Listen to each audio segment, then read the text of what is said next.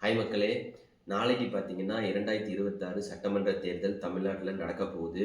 எல்லாரும் அவங்கவங்க கேம்பெயின முடிச்சுட்டாங்க. ஸோ இந்த தடவ பார்த்தீங்கன்னா, நெறைய பேர் பேசுறது 3 முனை போட்டி, 4 முனை போட்டின்னு சும்மா பரவலா பேச்சு இருக்கு. அதுக்கேத்த மாரி கேம்பெயின்லாம் முடிச்சு, இறுதி வீடியோ விஜய் அவர்களா இருக்கட்டும், எடப்பாடி பழனிசாமி அவர்களா இருக்கட்டும், எல்லாத்தையும் இறுதி வீடியோ ரிலீஸ் பண்ணிட்டாங்க. பார்க்க போனீங்கன்னா, இந்த எலக்ஷன் உண்மையிலே சொல்லப்போனா ஒரு அதிசயமான, ஆரவாரமான எலக்ஷன் தான். டிவிக்கே இன்னொரு படி மேல போயி என்ன சொல்லிட்டு இருக்காங்கன்னா, 50 வருஷத்துல நடக்கப்போற ஒரு மிகப்பெரிய தமிழ்நாடு எலக்ஷன்னே சொல்லி ப்ரொபோசல் குடுத்துட்டு இருக்காங்க. முக்கியமா இந்த தடவ தமிழ்நாடு எலக்ஷன்ல நெறைய ஐடியாலஜிக்கல் ஃபேக்டரா இருக்கட்டும், வெல்ஃபேர் ஸ்கீம்ஸா இருக்கட்டும், அத விட ஒரு மிகப்பெரிய அ அ ஒரு புரொபகண்டா என்னன்னா, ஏஜ் ஃபேக்டர் ப்ளே பண்ண போதுன்னு நான் நெனைக்கிறேன். முக்கியமா யூத்ஸ், யங்ஸ்டர்ஸ், இளையோர்கள டார்கெட் பண்ணி தான் விஜய் அவர்கள் டிவிக்கு அவங்க அஜெண்டா, கேம்பெயின் எல்லாமே போயிருக்கு. அவங்க அரசியலுடைய முக்கியமான ஆதாரமே அவங்கள வச்சு தான் நடக்கிற மாரி பிளான் பண்ணியிருக்காங்க. அவங்க பெரிய பெரிய டிசைடிங் ஃபேக்டரா இருக்க போறாங்க. ஈவன் வெற்றி, தோல்வி வின்னிங் ஃபேக்டர் யாருன்னு முடிவு பண்றதே அவங்களா தான் இருக்க போறாங்க. ஏன் அப்படி சொல்றேன்னா, அ இந்த எஸ்ஐஆர் சர்வே எல்லாம் முடிச்சு பார்த்தீங்கன்னா, ஒரு ஃபைனல் ரிசல்ட் ரிலீஸ் பண்ணுவாங்க தேர்தல் ஆணையம். அப்படி ரிலீஸ் பண்ணதுல பார்த்தீங்கன்னா, நம்ம தமிழ்நாட்டுல டோட்டல் பாப்புலேஷன் பாருங்களேன், கிட்டத்தட்ட 5,73,00,000 பேரு. ஓகேவா? எக்ஸாக்ட்டா சொல்லணும்னா 5,73,43,291 பேர். இதுல மேல் பாப்புலேஷன் பார்த்தீங்கன்னா, ஒரு 2,80,00,000 பேரு. ஃபீமேல் பாப்புலேஷன் பார்த்தீங்கன்னா, 2,93,00,000 பேர். இதுல எப்படி பிரிச்சிருக்காங்கன்னா, 8 கேட்டகரியா பிரிச்சிருக்காங்க. அதாவது வயசு வாரியா 18 இயர்ஸ் டூ 80+ இயர்ஸ் வரைக்கும் வயது வாரியா பிரிச்சிருக்காங்க. அத நான் உங்களுக்கு போஸ்ட் பண்றேன் ஒரு பிக்சரா. பட் நான் என்ன சொல்ல வந்தேன்னா, இதுல எது அதிகமான ஏஜ் குரூப் நெறையா வோட்டர்ஸ் இருக்காங்கன்னு பார்த்தீங்கன்னா, 40 to 49 இயர்ஸ். அது போக ரொம்ப கம்மியா இருக்கவங்க பார்த்தீங்கன்னா, 80+ இயர்ஸ் மட்டும் தான் கம்மியா இருக்காங்க. ஆனா, இதுல பார்த்தீங்கன்னா, இந்த 18 to 39 ஏஜ்ல இருக்காங்க பார்த்தீங்களா, அவங்களே கிட்டத்தட்ட 2,00,00,000 பேர் இருக்கிற மாரி தான் சொல்றாங்க. ஸோ, அந்த வாக்குகள பேஸ் பண்ணி தான் டிவிகே அவங்க கேம்பெயின், அவங்க அரசியல் எல்லாத்தையுமே முன்னோக்கி எடுத்து சென்றிருக்காங்க. ஓகேங்களா? ஒவ்வொரு தேர்தலையுமே டிஃபரண்ட் பெர்ஸ்பெக்டிவ்ஸ்ல தான் ஒவ்வொரு தேர்தலையுமே, ஒவ்வொரு கட்சியுமே அணுகுவாங்க. அதே மாரி இந்த தடவ பார்த்தீங்கன்னா, வெல்ஃபேர் ஸ்கீம்ஸ்ல அ நெறைய கொண்டு வந்திருக்காங்கன்னு நான் நெனைக்கிறேன். முக்கியமா டிஎம்கே, ஏடிஎம்கே, டிவிகே, என்டிகேவும் குடுத்துருக்காங்க. But most of the social மீடியாஸ்ல பார்த்தீங்கன்னா, இந்த 3 தான் பரவலா பேசப்படுது. நான் ஏன் இத சொல்றேன்னா, நான் இந்த வெல்ஃபேர் ஸ்கீம்ஸ ஒரு இது மாரி முக்கியமானத மட்டும் எடுத்து நான் இங்க போடுறேன். ஃபர்ஸ்ட்டு பார்த்தீங்கன்னா, அ திட்டம் 1ன்னு வச்சுக்கலாம் நம்ம. ஓகேவா?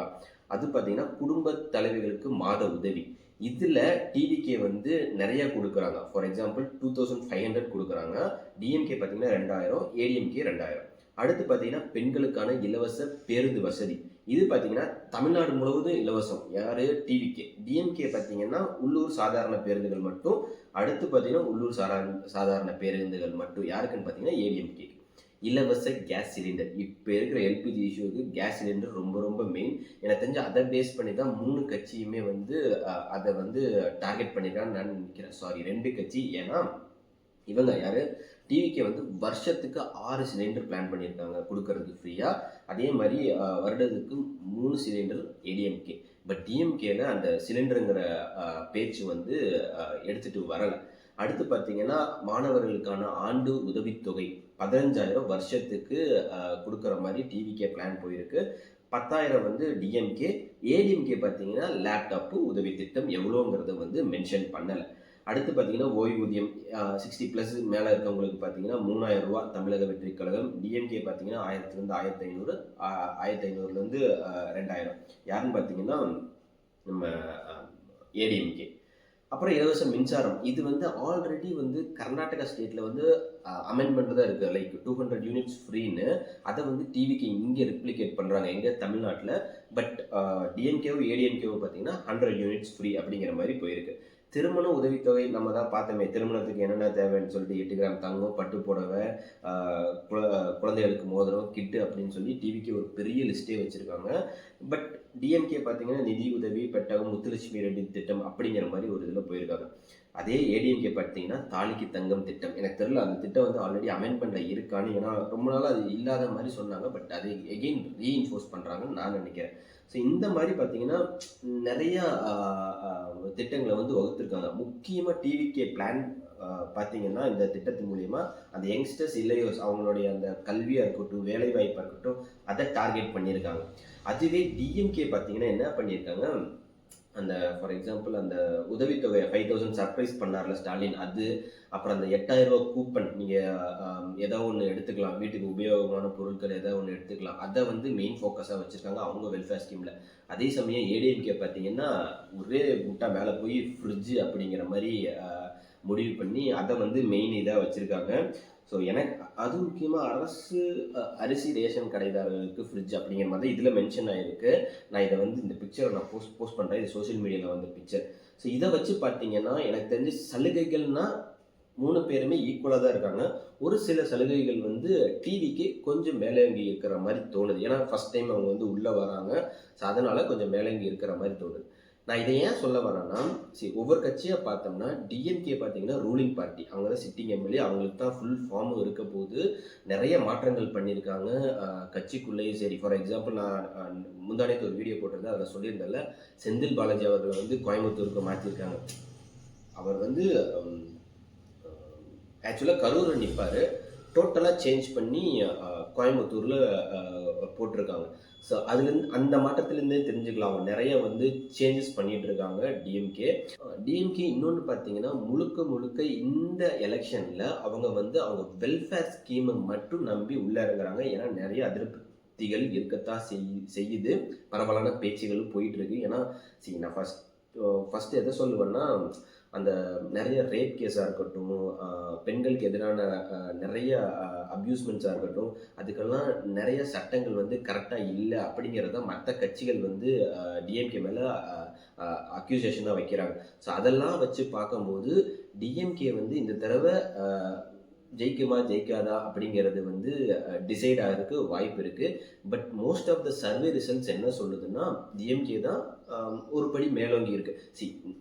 பெருசாக டிஃப்ரென்ஸ் இல்லை, ஏடிஎம்கே டிஎம்கே டிஎம்கே ஒரு படி மேலே இருக்குங்கிற மாதிரி தான் சொல்கிறாங்க. மோஸ்ட் டிஎம்கேயோட மெயின் அஜெண்டா பார்த்தீங்கன்னா பிஜேபியை எதிர்க்கணும். ஏன்னா அதான் ஸ்டாலினும் ஃபர்ஸ்ட்லேருந்து கேம்பெயினில் சொல்லிட்டு இருக்காரு, இது வந்து தமிழ்நாடு தேர்தல் இல்லை, தமிழ்நாடு விசஸ் டெல்லி அப்படிங்கிற மாதிரி தான் அவர் வந்து தேர்தலை முன்னோக்கி எடுத்துகிட்டு போகிறாரு. பார்க்கலாம் டிஎம்கே எந்த மாதிரி ஓட்டிங்கில் வந்து பேஸ் பண்ணி ஜெயிக்க போகிறாங்களா, கரண்ட் எம்எல்ஏ கரண்ட் சிஎம் வந்து நெக்ஸ்ட் டைமும் சிஎம் ஆக போகிறாரா என்னங்கிறது. ஆன் த அதர் சைடு பார்த்தீங்கன்னா ஏடிஎம்கேல பார்த்தீங்கன்னா அவங்களுமே அவங்க ப்ரொபகேண்டா அஜெண்டா கேம்பெயின் எல்லாமே சூப்பராக பண்ணாங்க. பட் என்னோட இது என்னன்னு பார்த்தீங்கன்னா அவங்க அந்த யூத் யங்ஸ்டர்ஸை வந்து கவர் பண்ணுற மாதிரி எதுவுமே பண்ணலையோன்னு தோணுது. மோஸ்ட் அவங்க வந்து அந்த வாக்காளர்கள் டைரக்ட் வாக்காளர்கள் மெஜாரிட்டி வாக்காளர்கள் ஒரு எப்படி சொல்கிறது, அந்த 30 இயர்ஸ்க்கு மேலே இருக்கவங்களை டார்கெட் பண்ணி தான் இந்த வெல்ஃபேர் ஸ்கீம்ஸாக இருக்கட்டும் எல்லாமே கொண்டு வந்திருக்க மாதிரி எனக்கு தோணுது. இன்னொன்று அவங்களோட மெயின் கேம்பெயினில் பார்த்தீங்கன்னா அவங்க சொல்கிற ஒன்று நம்ம சொன்ன மாதிரி டிஎம்கேவோட அந்த அதிருப்திகளை அவங்க எடுத்து அவங்க தங்களுக்கு சாதகமாக பயன்படுத்தி அவங்க கேம்பெயினை வந்து முன்னோக்கி எடுத்து சென்றிருக்காங்க. நிறையா அவங்களோட கூட்டணி கட்சி பார்த்தீங்கன்னா பிஜேபி வந்து ஆல்ரெடி ஸ்ட்ராங்காக தான் இருக்குது. நான் சொன்ன ஏரியாஸ் கோயம்புத்தூர், ஈரோடு, இதுக்கு முன்னாடி போட்ட வீடியோஸ்லாம். ஸோ இவங்க ஜாயின் பண்ணி தான் ஒரு பெரிய கட்சியை வந்து உருவாக்கியிருக்காங்க. இவங்களும் ஒரு டிசைடிங் ஃபேக்டர். கண்டிப்பாக அப்போசிஷன் பார்ட்டியை வர்றதுக்கு நிறைய வாய்ப்பு இருக்குங்கிற மாதிரி தான் சர்வே ரிசல்ட்ஸ் வந்து சொல்லுது. அதாவது ஃபஸ்ட்டு டிஎம்கே, செகண்ட் ஏடிஎம்கே, இன்னும் 1-2 சர்வே ரிசல்ட்ஸில் பார்த்தீங்கன்னா ஃபஸ்ட்டு ஏடிஎம்கே நெக்ஸ்ட் டிஎம்கேங்கிற மாதிரிலாம் போட்டு சர்வே ரிசல்ட் ரிலீஸ் பண்ணியிருக்காங்க. தெரிலங்க எந்த அளவுக்கு அந்த சர்வே ரிசல்ட்டில் உண்மை எப்படி சர்வே ரிசல்ட்டில் எடுத்திருக்காங்க அப்படின்லாம். ஸோ தேர்டு வர்றது பார்த்தீங்கன்னா நம்ம டிவிகே தாவேகா. ஸோ விஜய் கட்சி ஆரம்பித்த பிறகுலேருந்து இப்போ வரைக்கும் அவங்களோட மெயின் அஜெண்டா பார்த்தீங்கன்னா அந்த யூத்ஸ், யங்ஸ்டர்ஸ், இளையோர்கள், பெண்களுக்கு மட்டும்தான் அவங்க ஃபோக்கஸ் பண்ணி அவங்களோட எலெக்ஷன் எல்லாத்தையுமே அவங்க கேம்பெயினாக இருக்கட்டும், அஜெண்டாஸாக இருக்கட்டும், வெல்ஃபேர் ஸ்கீம்ஸாக இருக்கட்டும், அவரே வந்து நிறைய இடத்துல பேசுகிறதா இருக்கட்டும், எல்லாமே.